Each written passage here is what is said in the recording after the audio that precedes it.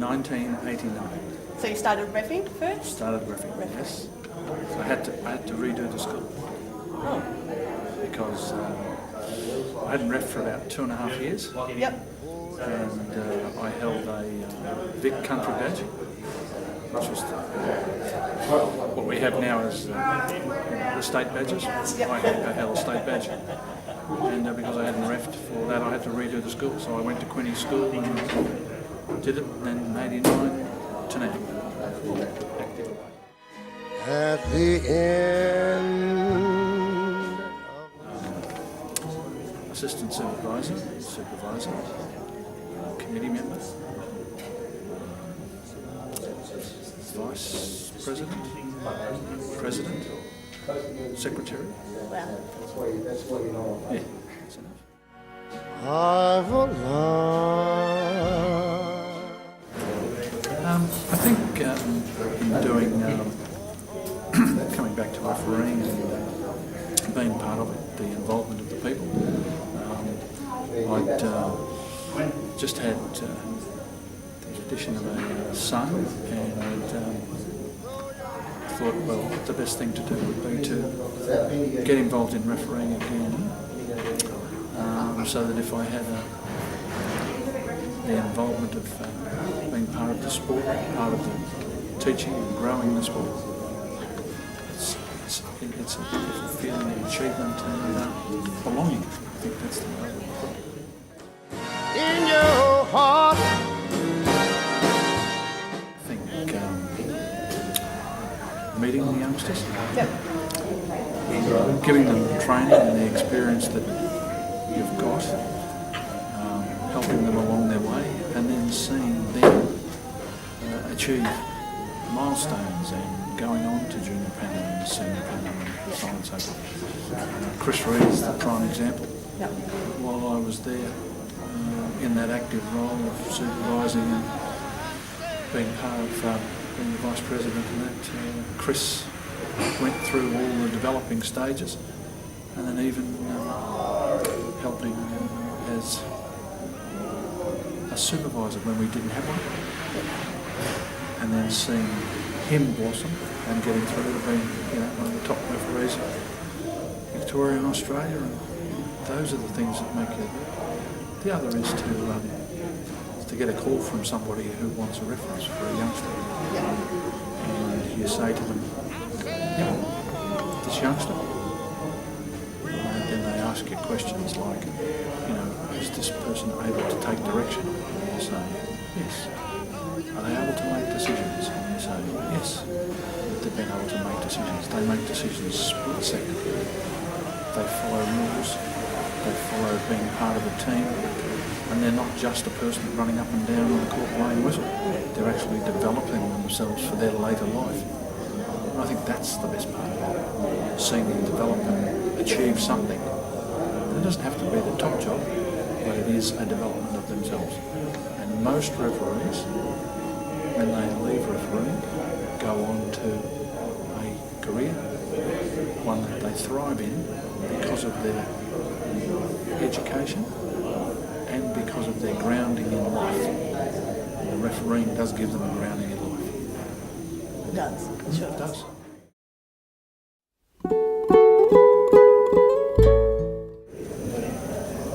Well, there is one story of a referee that was got covered in Slurpee, just completely Yeah, that was pretty funny, especially when he didn't like it, but I don't suppose he did. But Was that accidental or? no, it was on purpose. And I think that girl is still around in the under-23s today. Yeah, that was pretty funny.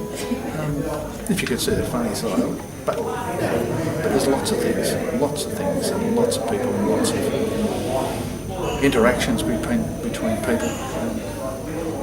People coming up and screaming and ranting and raving that they've been done wrong against or whatever it might be, and turning around and going, oh, it was me. Oh.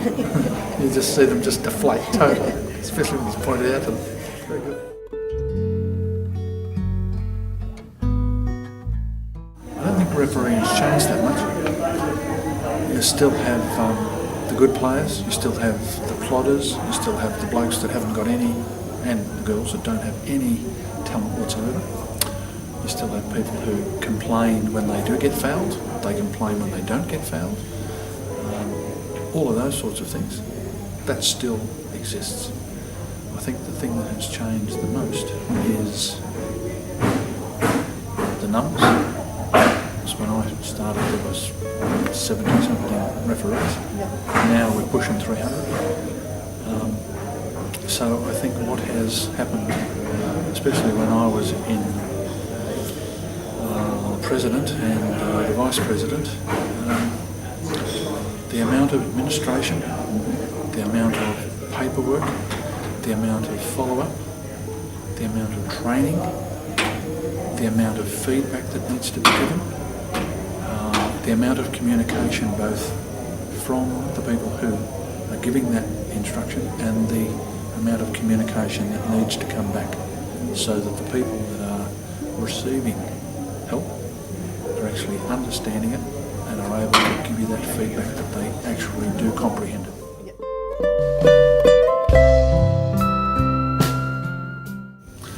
I never refereed with Bev Allenbar because she'd already stopped. But I think she would be the most memorable and most influential person that I had any dealings with at Knox. I remember she came up to me in Knox City Shopping Centre and she walked up to me and she said, "I need somebody for the committee and you're it." She virtually asked me and told me in the one breath, and that was how it started. Yeah. I did referee with Chris Reed and I thought he was just absolutely magnificent, absolutely. But there's a lot of referees that I did referee with who have gone on and done a whole lot of big panels and all of those sorts of things, but have gotten married and had kids and changed their lifestyle. But yeah, I think Chris Reed would be the person that I've refereed. Wendy Barnard was very good as well. There was a few others, but I can't remember them right now. Yeah.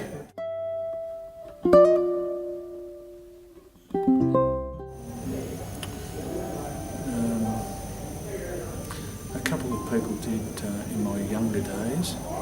I refereed at Albert Park, Nunawading, Warrnambool, Morwell, Terrelga, Ballarat, and then back to Albert Park, and then back to Nunawading, and then I went away for a few years. So there's been a lot of people that have had a lot of interest. And then coming back to Knox, I think the person that's influenced me most would be Bev Allenbar. Just listening and having all the work and everything to be done with her. Yeah, that would be about what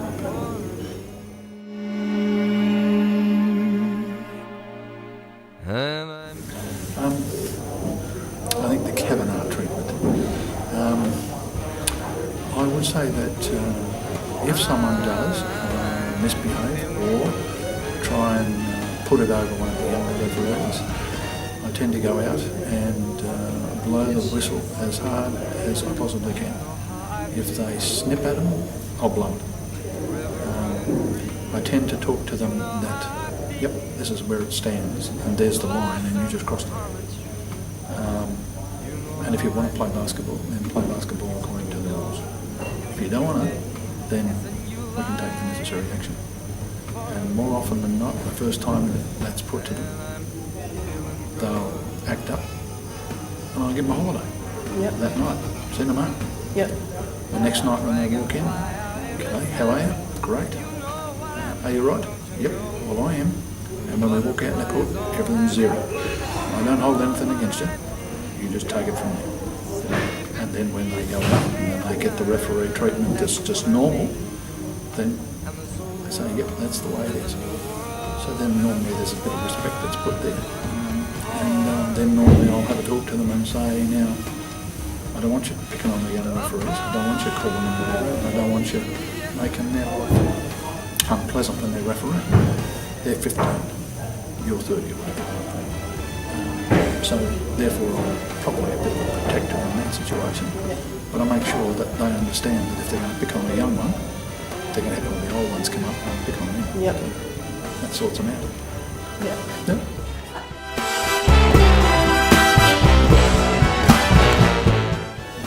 I think get yourself fit for a start. And then once you get yourself fit, learn the rules. And then apply them as black and white. No grey, no pink, it's black or white. If it's wrong, it's wrong. If it's right, it's right. And to blow the game every time, like that. So that there is consistency, and that if you can develop some rapport with the players, you can then gain their respect. And once you gain their respect, when you blow the whistle, they automatically know, yes, this is what it's going to be. If you're wishy-washy and one's this time and one's that time, but it's two different answers, then they're going to just run over the top of it. Yep. So I think that's what it is. Fitness, consistency, rule knowledge, and then develop a rapport with the players. I feel so good.